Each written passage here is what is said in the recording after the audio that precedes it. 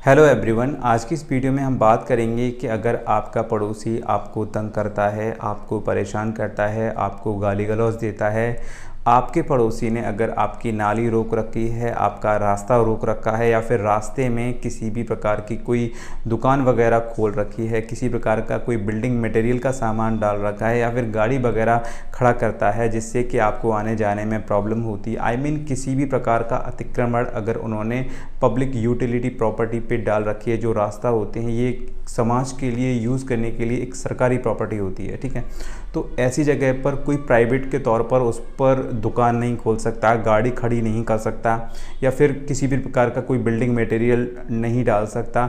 अगर कोई डाल रहा है या फिर इस तरह से अगर कोई भी पड़ोसी आपको तंग कर रहा है, आपको परेशान कर रहा है, तो उसके अगेंस्ट आप कैसे एक्शन ले सकते हैं, कैसे रास्ता खुलवा सकते हैं, कैसे नाली खुलवा सकते हैं, वो सारा प्रोसेस इस वीडियो में आपको बताऊंगा। वीडियो काफ़ी ज़बरदस्त होने वाला है और ये आपको फुल सेटिस्फेक्शन देगा। आपको करना क्या है कि आपको एक एसडीएम में आपको एक अर्जी देनी है, एप्लीकेशन देनी है, या फिर आप दावानुमा एक एप्लीकेशन टाइप करा करके उसमें हवाला दें CRPC 133, क्योंकि CRPC 133 में पब्लिक यूटिलिटी प्रॉपर्टी जितनी भी हैं उन पर अवैध तरीके से इस्तेमाल नहीं किया जा सकता, उन पर प्राइवेट के तौर पे उनको इस्तेमाल नहीं किया जा सकता। अगर कोई ऐसा कर रहा है तो उसके अगेंस्ट आप जो है एक एप्लीकेशन दे सकते हैं SDM कोर्ट में। SDM कोर्ट क्या करेगा कि मामले की जाँच कराएगा और इस संबंध में थाने से या फिर तहसील से रिपोर्ट मांगेगा। मे बी ज़्यादातर ऐसे मामलों में थाने से रिपोर्ट मांगी जाती है। तो जो भी मौके पर पुलिस आएगी, देखेगी। वैसे जनरली होता ये है कि अगर कोई छोटा मोटा मामला है तो पुलिस कह सुन करके उसको हटवा देती है, लेकिन अगर मान लीजिए कि पार्टी दबंगड़ है और नहीं हटाती है तो ऐसे मामले में पुलिस अपनी रिपोर्ट SDM कोर्ट में अपनी सौंप देती है। SDM कोर्ट क्या करता है, उस रिपोर्ट के आधार पर उस अवैध कब्जे को, उस पब्लिक यूटिलिटी प्रॉपर्टी पर जो कब्जा कर रखा है, जो दुकान खोल रखी है, जो नाली बंद कर रखी है, उसको खोलने के ऑर्डर दे देता है कि 4 दिन या 5 दिन के अंदर ये ओपन होना चाहिए, ठीक है, या इस ऑर्डर का पालन होना चाहिए।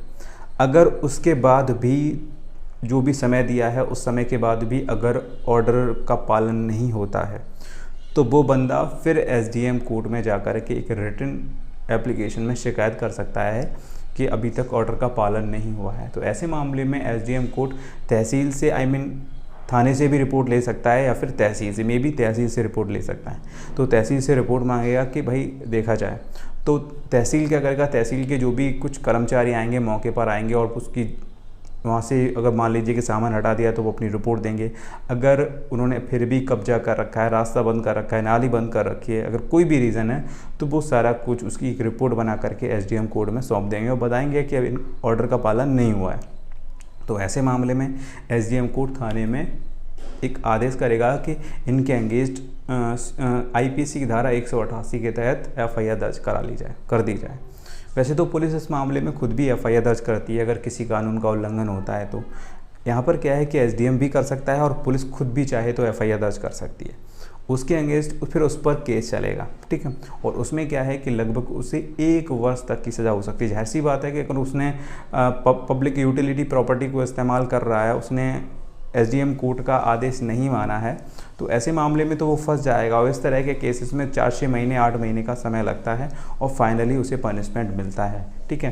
तो उसे 1 वर्ष तक का 1 महीने तक की उसे सज़ा हो सकती है और जुर्माना भी हो सकता है। तो ये है पूरा प्रोसेस। इस तरह से आप पब्लिक यूटिलिटी प्रॉपर्टी जो भी होते हैं, रास्ते, नाली, पार्क वगैरह, तो इन पर अगर कोई कब्जा कर रहा है, प्राइवेट तौर पर इस्तेमाल कर रहा है, तो उनके खिलाफ़ आप शिकायत दर्ज करा सकते हैं। और ये भी उसमें एक्सप्लेन करें कि इससे आपको क्या प्रॉब्लम है। मतलब कि अगर पार्क में कोई कब्जा करने की कोशिश कर रहा है या फिर उसको प्राइवेट तौर पे इस्तेमाल कर रहा है, तो आप बोल सकते हैं कि आप टहलने में प्रॉब्लम आ रही है, बच्चों को खेलने में प्रॉब्लम आ रही है, तो वो सारी आप बात बता सकते हैं। अगर पानी नहीं निकल रहा है तो आप बता सकते हैं कि उससे जल भराव पैदा हो रहा है।